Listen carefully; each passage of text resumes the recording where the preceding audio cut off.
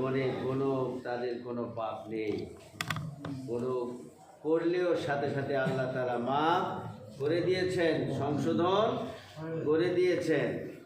এই জন্য আমরা সব সময় নবী রাসূলদেরকেই আমাদের জীবনের সর্বক্ষেত্রে সেট করতে হবে। ভাইরা আমার, মুসা আলাইহিস সালামের জীবনে আমরা সামান্য কিছু বলেছি, শেষ করা তো যাবে না। প্রত্যেক নবীর জীবনী এমন, তাদের জীবনী বলে শেষ করা যাবে না, কিন্তু বলবো না তাই না, বলবো, ফর্মালিটি মেনটেন করেই আমরা বলবো। তবে আজকে আমরা বলবো, যেহেতু রবিউল আউয়াল মাস চলে এসেছে, তাই না? জি, রবিউল আউয়াল মাস চলে এসেছে। এই মাসেই নবীজির আগমন এবং বিদায়। সেজন্য আমাদেরকে এই মাসেই বিশেষ করে সিরাতুন নবী, নবী সম্রাট হযরত মুহাম্মদ সাল্লাল্লাহু আলাইহি ওয়াসাল্লামের জীবনীকে বেশি বেশি বলতে হবে, পড়তে হবে এবং আমল করতে হবে, কারণ তিনি হলেন সাইয়্যিদুল আম্বিয়া, নবীদের নেতা, সাইয়্যিদুল মুরসালিন, সাইয়্যিদুল মুরসালিন, রাসূলদের নেতা কে বলে? আমাদের নবী সম্রাট হযরত মুহাম্মদ সাল্লাল্লাহু আলাইহি ওয়াসাল্লাম। তিনি নবীদের নেতা, রাসূলদের নেতা। এই জন্য সকল নবীরা মানব নবীরা নিষ্পাপ, এর মধ্যে শ্রেষ্ঠ হলেন আমাদের নবী মুহাম্মদ রাসূলুল্লাহ সাল্লাল্লাহু আলাইহি ওয়াসাল্লাম। সাল্লাল্লাহু আলাইহি ওয়াসাল্লাম।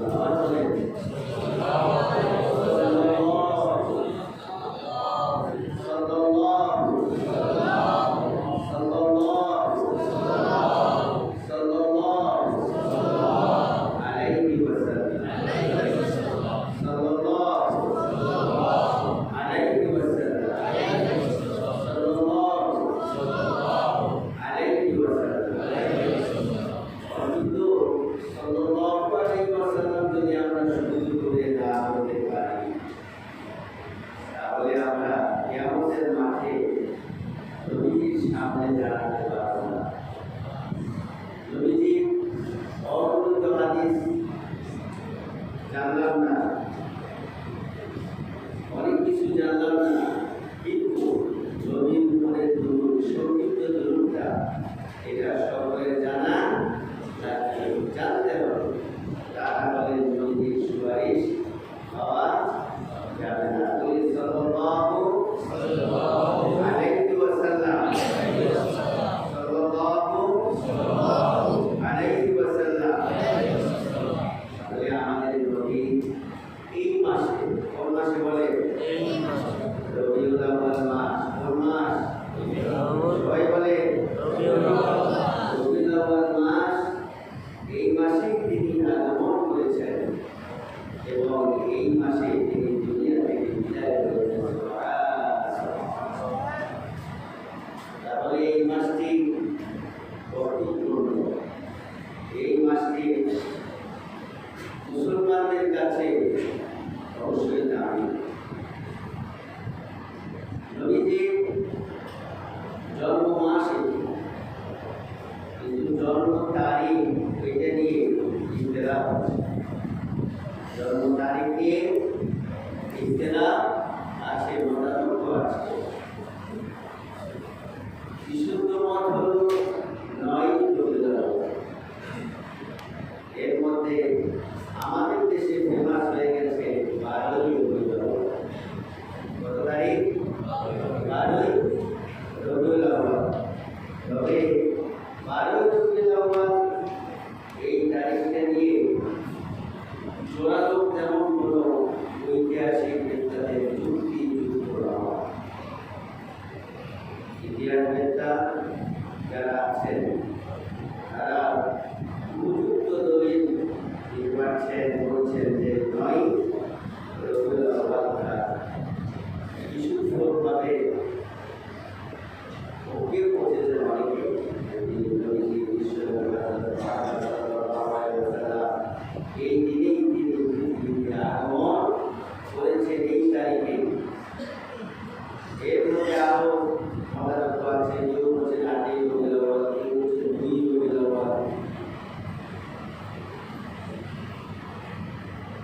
তবে সোমবার এই নিয়ে কোনো মতানৈক্য নেই।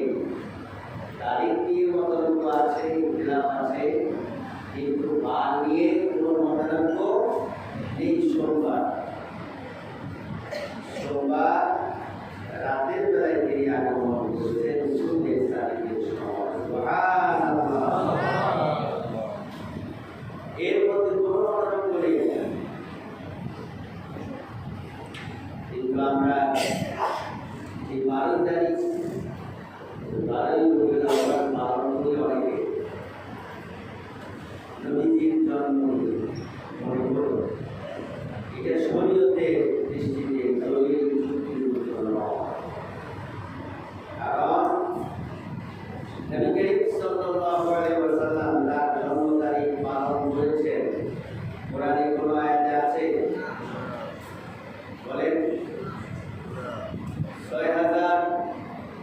৬,৩০০ বেশি কোন আয়াতে কারিমা কোন একটি আয়াতে নেই যে বিশ্বনবী জন্ম তারিখ পালন করেছেন।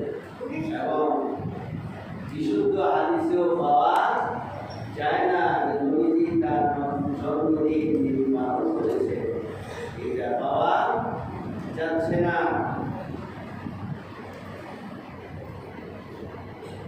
এবং নবীজি চলে যাওয়ার পর সাহাবায়ে কেরাম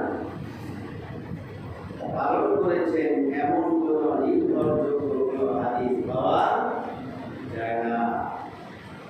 সাহাবীরাও নবীজির এই জন্মদিন পালন করেছেন। কথা বলেন, বলেন করে নাই? সবাই বলেন না, সব করেন। নবীজিও করেন নাই, সাহাবায়ে কেরামও করেন নাই। তাবিঈনরা করেছেন। তাও আমরা যখন নিয়মিতভাবে হাদিস শাস্ত্র পড়ি, শরীয়তের কিতাবগুলো পড়ি, ইতিহাসের কিতাবগুলো সঠিক যেগুলো, নকলগুলো বাদ দেন, সঠিকগুলো যখন আপনি পড়বেন সেখানে দেখবেন তাবিঈনরাও এগুলো পালন করে নাই। তাবিঈনরা করে নাই, এবার দেখেন তাবিঈন করেছে কিনা। তাও আপনি যখন নির্ভরযোগ্য কিতাবগুলো দেখবেন শরীয়তে অথবা ইতিহাসে, সেখানেও আপনি দেখবেন তাবিঈনরাও নবীজির এই জন্মদিন পালন করে নাই। সবাই বলেন করে নাই। সত্য কথা বুক ফুলিয়ে বলবেন, এটাই হলো প্রকৃত মুসলমান। প্রকৃত মুসলমান বুক ফুলিয়ে কথা বলবে। কোনটা? সত্যটা। কোনটা? সত্যটা। কিন্তু কিছু আছে এমন মুসলমান বুক ফুলিয়ে বলে মিথ্যাটা বুক ফুলিয়ে বলে। মাঝে মধ্যে দেখি কিছু নেতা যেটা মিথ্যা ওটারে শক্তি দিয়ে বলে, নাউযুবিল্লাহ বলে না। মুসলমান, প্রকৃত মুসলমান যিনি বুক ফুলিয়ে বলবেন সত্য কথা। কোন কথা? সত্য কথা। তাহলে তাবিঈনরাও নবীজির জন্মদিন পালন করে না, এটাই হলো সত্য কথা। তারপরে দেখা যায় বিভিন্নভাবে কিছু উদ্ভট মুসলিম, বিশেষ করে মিশর থেকে আবিষ্কার, তারপরে সারা বিশ্বের কিছু কিছু জায়গা এগুলো সৃষ্টি হলো। তারা হালুয়া রুটির ব্যবস্থা, জিলাপির ব্যবস্থা, হালুয়া রুটি খাওয়ার নিয়ম, জিলাপি খাওয়ার নিয়ম, এই তারা এখন জন্মদিন পালন শুরু করেছে। এবং এগুলো দেখা যায় খ্রিস্টানরা যেরকম যীশু খ্রিস্টের জন্মদিন পালন করে সেই স্টাইলে পালন করে না, কি করে না? প্রকৃত কোনো মুসলমান, প্রকৃত কোনো আল্লাহর উম্মত এগুলো পালন করতে পারে না। যদি পালন করা হতো তাহলে নবীজি বলতেন যে আমার জন্মদিন পবিত্র দিন, এইটা তোমরা তার জন্মদিন পালন করো। কোনো হাদিসে আছে? নবীজি তিনি পালন করেন নাই, সাহাবায়ে কেরাম পালন করেন নাই, তাবিঈন পালন করেন নাই, তাবিঈনরাও পালন করেন নাই। তারপরে কিছু ঘর দাবিদার উম্মত তারা বিভিন্নভাবে এগুলো লালন পালন শুরু করলো, সৃষ্টি শুরু করলো মিলাদ এবং ঈদে মিলাদুন্নবী তারা পালন করে। ঈদে মিলাদুন্নবী বলে তারা, নাউযুবিল্লাহ বলে। নাউযুবিল্লাহ। ঈদ হলো মুসলমানের দুইটি, কয়টি বলে? কয়টি? দুইটি। দুইটি ঈদ। নবী যখন মদিনায় গেলেন তারা ইহুদিরা আনন্দ করছে, তখন সাহাবায়ে কেরাম বলছেন, হে রাসূল, ইহুদিরা আনন্দ করে, আমাদের আনন্দ কোথায়? তখনই আল্লাহ তাআলা ঈদুল আযহা দিলেন, ঈদুল ফিতর দিলেন। কি দিলেন? ঈদুল আযহা, ঈদুল ঈদুল ফিতর। এই দুটি ঈদ আমাদেরকে দিল। যদি ঈদে মিলাদুন্নবী হতো তাহলে নবীজি কি বলতেন না? বলতেন কি না? বলতেন ঈদে মিলাদুন্নবী আমার জন্মতারিখে ঈদ পালন করো। নবীজি বলেন দুটি। কয়টি? ঈদ হলো কয়টি? দুইটি। নাম কি? ঈদুল আযহা। এই দুটি ঈদ ছাড়া আর কোনো ঈদ প্রকৃত মুসলমানের নাই। নবীজির ছিল না, সাহাবায়ে কেরামের ছিল না, তাবিঈনদের ছিল না, তাবিঈনদের ছিল না। উম্মত তাবিঈনরা তাদের আছে। নাউযুবিল্লাহ বলে। আমরা কি উম্মত না প্রকৃত উম্মত? বলেন প্রকৃত উম্মত। আমরা উম্মতের মতো যেটা নবীজি করেন নাই, সাহাবায়ে কেরাম করেন নাই, তাবিঈন করেন নাই, তাবিঈন করেন নাই, সেই ঈদ মিলাদুন্নবী নামে এগুলো আমরা উম্মত বিদআত, এগুলো কি বলে? বিদআত। কুল্লু বিদআতিন দালালা ওয়া দালালাতুন ফিন্নার। সকল বিদআত কি? গোমরাহ। সকল বিদআত কি? গোমরাহ, ধ্বংস। আর এই দালালা ফিন্নার, এই ধ্বংস মানুষকে জাহান্নামের দিকে নিয়ে যায়। নাউযুবিল্লাহ বলে। আমার এই যুগও যদি এসে আমরা আদি যুগের কথা বলি তাহলে চলবে না, কারণ এখন সারা বিশ্বের মধ্যে মানুষ মুহূর্তের মধ্যে সব কিছু জেনে যায়। আর আগে বাংলাদেশে এই প্রান্ত থেকে ওই প্রান্তে নিউজ আসা যাওয়া করতে বছরখানিক সময় লাগতো, 1 মাস 1.5 মাস 2 মাস লাগে। আর এখন মুহূর্তের মধ্যে, সেকেন্ডের মধ্যে সারা বিশ্বে কি হচ্ছে জানা যায় নাকি যায় না? আমরা আদি যুগের কথা আর বলবো না। আমরা নবী সাল্লাল্লাহু আলাইহি ওয়াসাল্লাম যা করেছেন, সাহাবায়ে কেরাম যা করেছেন, তাবিঈন যা করেছেন, তাবিঈন যা করেছেন, আমরা তাই করব। এর বাইরে আমরা যাব না। এরা আমার তাহলে 12 রবিউল আউয়াল যারা এই জশ্নে জুলুস অথবা মিছিল এই সেই করে, এগুলো বিদআতের ভিতরে পড়ে যায়। নাউযুবিল্লাহ বলে। এগুলো নবীজি করেন নাই, সাহাবায়ে কেরাম করেন নাই, তাবিঈন করেন নাই, তাবিঈন করেন নাই, আমরাও করব না। যদি আমরা খাঁটি উম্মত হয়ে থাকি, যদি খাঁটি উম্মত হই, তাহলে এই বিদআত কাজগুলো আমরা কখনো করব না। বরঞ্চ কি করব আমরা? রবিউল আউয়াল মাস, রবিউল আউয়াল মাস আসলে আমাদের কাজ হলো নবীজিকে অনুসরণ করা। কাকে অনুসরণ করা? নবীজিকে। বিশ্বনবী হযরত মুহাম্মদ সাল্লাল্লাহু আলাইহি ওয়াসাল্লামকে অনুকরণ করা। এটাই হলো আল্লাহ তাআলার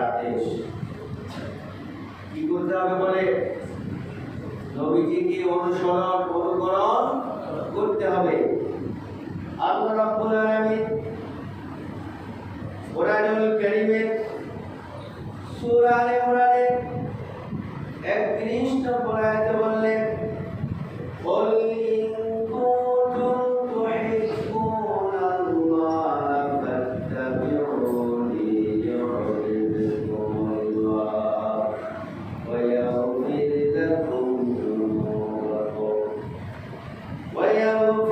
لكم ذنوبكم والله غفور رحيم। আমার ভাইরা, বিশ্বনবীর উম্মত হিসেবে আমাদের কি করণীয়, কি বর্ণনীয়, এই সম্পর্কে আল্লাহ রাব্বুল আলামিন নবীকে জানিয়ে দিলেন। ও নবী, আপনার উম্মত কি করবে আপনি ঘোষণা করে দেন। ইন কুনতুম তুহিব্বুনাল্লাহ, যদি তোমরা আল্লাহ তাআলার ভালোবাসা পেতে চাও, আল্লাহর মহব্বত পেতে চাও, আল্লাহ রাব্বুল আলামিনের প্রিয় হতে চাও, তাহলে ফাত্তাবিউনি ইউহিব্বুকুমুল্লাহ। তোমরা সকলে সারা বিশ্বের যত উম্মত আছো, যত মুসলমান, যত মুমিন আছো, সবাই আমার অনুসরণ করো, অনুকরণ করো। আমি যেভাবে আসা যাওয়া করেছি, চলাফেরা করেছি, ওঠা বসা করেছি, লেনদেন করেছি, ব্যবসা বাণিজ্য করেছি, অফিস আদালত, কলকারখানা, কৃষি ক্ষেত খামার, আমি যেভাবে করেছি তোমরা ঠিক সেইভাবে করো, তাহলেই তোমরা আল্লাহ তাআলার ভালোবাসা পেয়ে যাবে। সুবহানাল্লাহ। ফাত্তাবিউনি, নবীজি বলছেন, হে নবী, আল্লাহ তাআলা বলছেন, নবী আপনি বলুন, যদি আল্লাহ তাআলার ভালোবাসা পেতে চায় আপনার উম্মত, তারা যেন আপনার ইত্তিবা করে, আপনার অনুসরণ করে, অনুকরণ করে, সব সময় যেন আপনার সকল কাজ, আসা যাওয়া, চলাফেরা, খাওয়া দাওয়া, উঠা বসা, লেনদেন, কথাবার্তা, আমি নবী যেভাবে করেছি আমার উম্মতেরা তোমরা ঠিক সেইভাবে করো। সুবহানাল্লাহ বলে। যেইভাবে নবীজি নামাজ পড়েছেন সেইভাবে নামাজ পড়তে হবে। নবী করিম সাল্লাল্লাহু আলাইহি ওয়াসাল্লাম নামাজে যেইভাবে কেরাত করতেন, শুদ্ধ করে, শুদ্ধ করে কেরাত করতেন, নামাজ এই শুদ্ধ করে পড়তে হবে। নবীজি যেইভাবে ধীরে সুস্থে, আস্তে আস্তে, লম্বা লম্বা সিজদা দিয়ে নামাজ আদায় করতেন, সেইভাবে আমাদের নামাজ পড়তে হবে। কারণ নবী করিম সাল্লাল্লাহু আলাইহি ওয়াসাল্লাম বলেছেন, সাল্লু কামা রাআইতুমুনি উসাল্লি। ও আমার উম্মতেরা, তোমরা নামাজ পড়ো। সাল্লু, তোমরা নামাজ পড়ো, কামা রাআইতুমুনি উসাল্লি, যেমনি তোমরা আমাকে দেখেছো নামাজ পড়তে, তেমনি তোমরা নামাজ পড়ো। নবীজি লম্বা লম্বা সিজদা দিতেন, নবীজি রুকু করতেন লম্বা, সুবহানা রাব্বিয়াল আ'লা কমপক্ষে 3 বার বলতেন, সুবহানা রাব্বিয়াল আ'লা, সুবহানা রাব্বিয়াল আ'লা। এরপরে যখন নবীজি নফল ইবাদত করতেন, নফল সিজদাগুলো দিতেন, নবীজি সেখানে অনেকগুলো দোয়া করতেন, নিজের মনের কথাগুলো খুলে খুলে বলতেন, নিজের দুঃখের কথাগুলো আল্লাহ তাআলার কাছে বলতেন, নিজের হতাশার কথাগুলো বলতেন, নিজের দুঃখ দুর্দশার কথাগুলো বলতেন সিজদার মধ্যে। ভাইরা আমার, এইভাবে করে নবীজি নামাজ পড়তেন, নামাজের মধ্যে আল্লাহ তাআলাকে খুলে খুলে সব কিছু বলে দিতেন। সুতরাং আমাদের জীবনে দুঃখ আছে নাকি নাই? আছে নাকি নাই? আছে। যখনই দুঃখ, হতাশা, নিরাশা চলে আসবে, ওযু করে সিজদা করতে গিয়ে সেখানে আল্লাহ তাআলার কাছে চোখের পানি ছেড়ে দিয়ে অনেক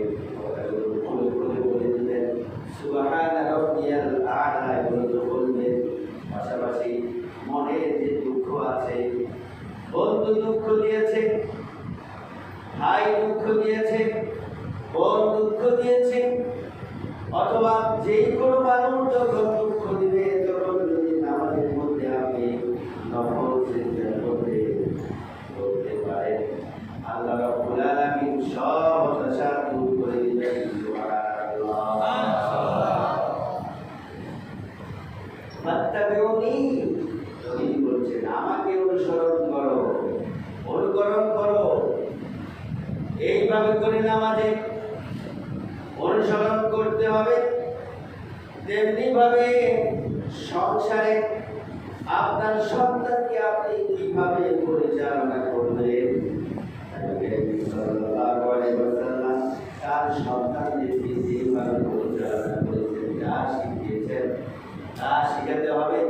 নবীজি তার পরিবারকে শিক্ষা দিয়েছেন কোরআন।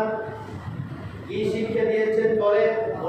নবীজি ফিজিক্স, কেমিস্ট্রি, বায়োলজি, হিস্টোরি এগুলো শিক্ষা দেন নাই, দিলেও পরে দিয়েছেন, কিন্তু নবীজি প্রথমে কোরআন শিক্ষা দিয়েছেন। সুবহানাল্লাহ।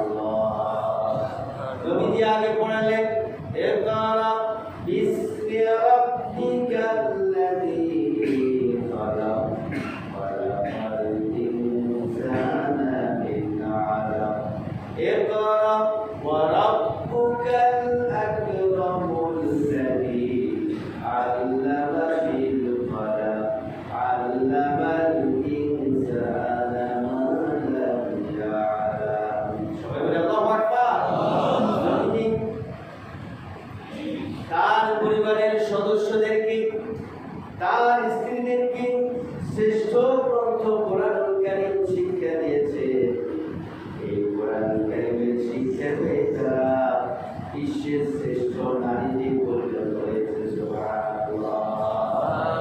শ্রেষ্ঠ স্ত্রী হয়েছেন তারা, শ্রেষ্ঠ সন্তান হয়েছেন তারা, নারীদের মধ্যে শ্রেষ্ঠ হয়েছেন তারা। সুবহানাল্লাহ বলে।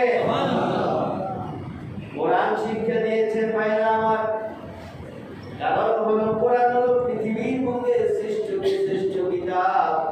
এই কোরআনের মতো বড় কিতাব, বড় বই পৃথিবীর মধ্যে আর কিছুই আছে নাই।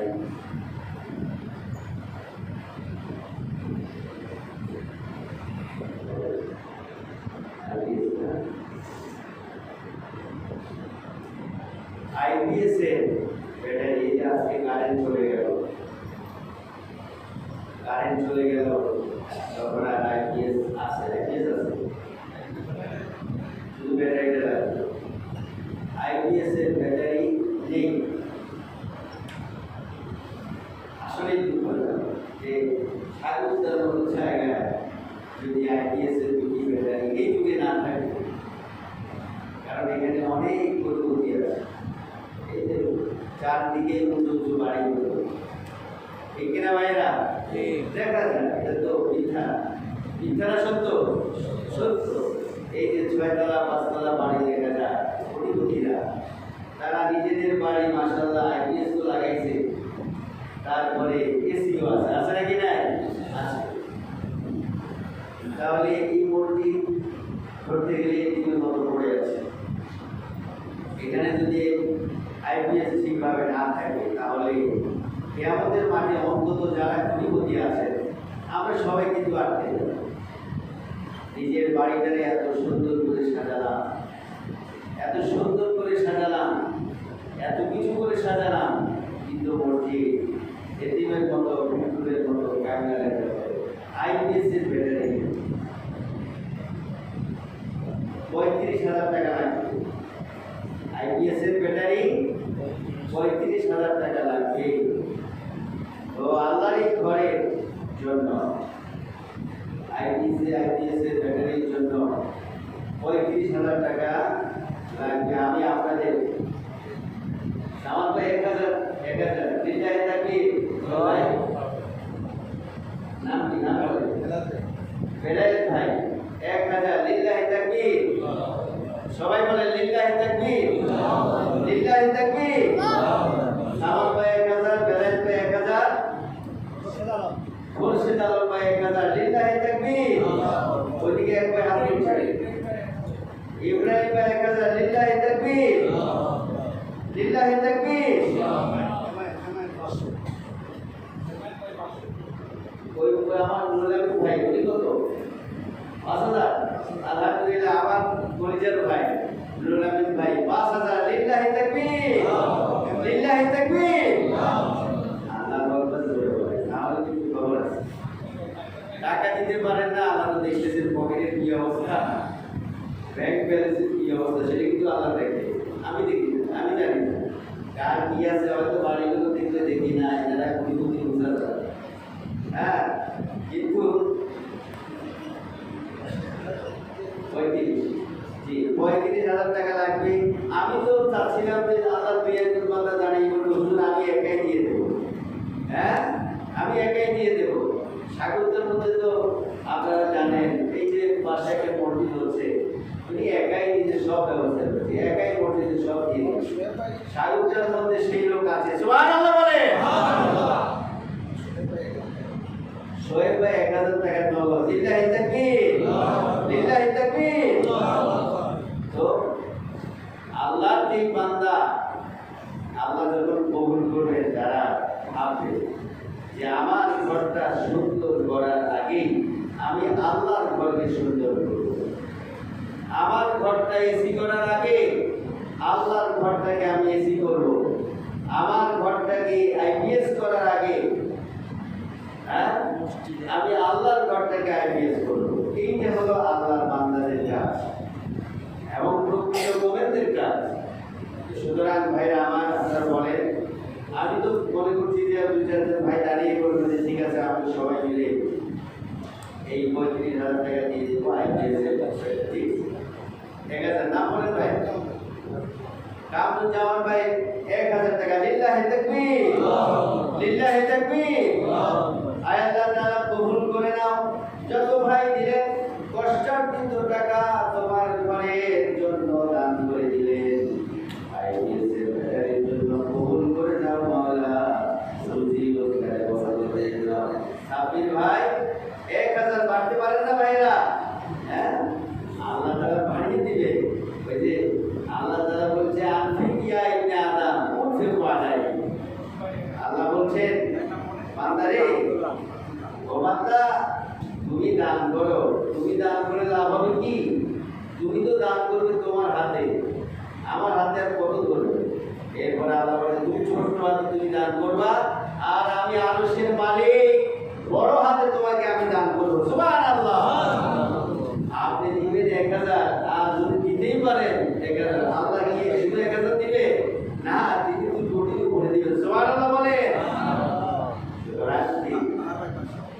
বাহার ভাই ৫০০, গরিব মানুষ ৫০০ টাকা। আলহামদুলিল্লাহ বলেন, আলহামদুলিল্লাহ। হ্যাঁ, আর বলতে থাকেন, বলতে থাকেন। ৫,০০০, ১০,০০০। আমার পরিচয় ভাই অনেকে আছেন, আলহামদুলিল্লাহ মহব্বতের ভাই, ওনাদের জন্য বিশেষ করে দোয়া করবো স্পেশাল ভাবে, যারা নিজের কষ্টার্জিত টাকা। আলতাফ ভাই, আক্তার ভাই ১,০০০ টাকা। লিল্লাহি তাকবীর। আক্তার ভাই ১,০০০। লিল্লাহি তাকবীর। আল্লাহ তাআলা কষ্টার্জিত টাকা আক্তার ভাই ১,০০০ টাকা দান করলেন। তোমার বান্দারা অনেকেই দান করলেন, মা কবুল করে নাও। আল্লাহ তাআলা আব্দুল সত্তার ভাই ১,০০০ টাকা। আব্দুল সত্তার ভাই ১,০০০। লিল্লাহি তাকবীর। আল্লাহ তাআলা আব্দুল সত্তার ভাই কষ্টার্জিত টাকা ১,০০০ টাকা তোমার ঘরের জন্য দান করে দিল, মা কবুল করে নাও। মহিউদ্দিন ভাই, মহিউদ্দিন ভাই ১,০০০ টাকা। লিল্লাহি তাকবীর। তাকে জোর বলতে হবে, এইটা কোনো বিঘ্নতা করা যাবে না। লিল্লাহি তাকবীর। মহিউদ্দিন ভাই ১,০০০ টাকা দান করলেন। আয় রব্বুল আলামিন কবুল করে নাও।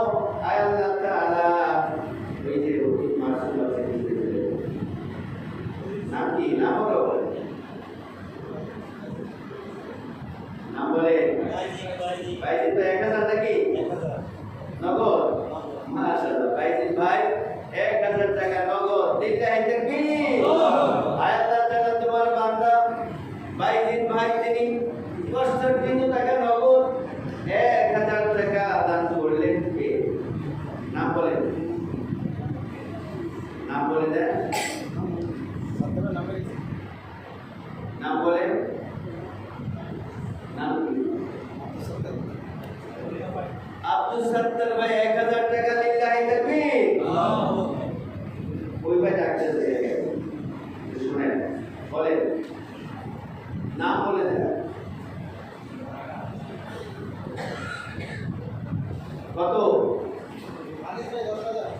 আনিস ভাই 10,000। লিল্লাহি তাকবীর, লিল্লাহি তাকবীর। আনিস ভাই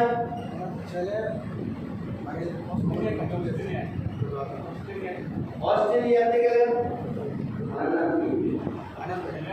আনিস ভাই ওনার ছেলে অস্ট্রেলিয়ায় গেলেন। আয় আল্লাহ তাআলা তোমার ঘরের জন্য 10,000 টাকা দান করলেন, কবুল করে নাও আল্লাহ। রাব্বুল আলামিন তার সন্তানের সহায় তুমি হয়ে যাও। অস্ট্রেলিয়াতে তুমি সব কিছুর ব্যবস্থা করে দাও।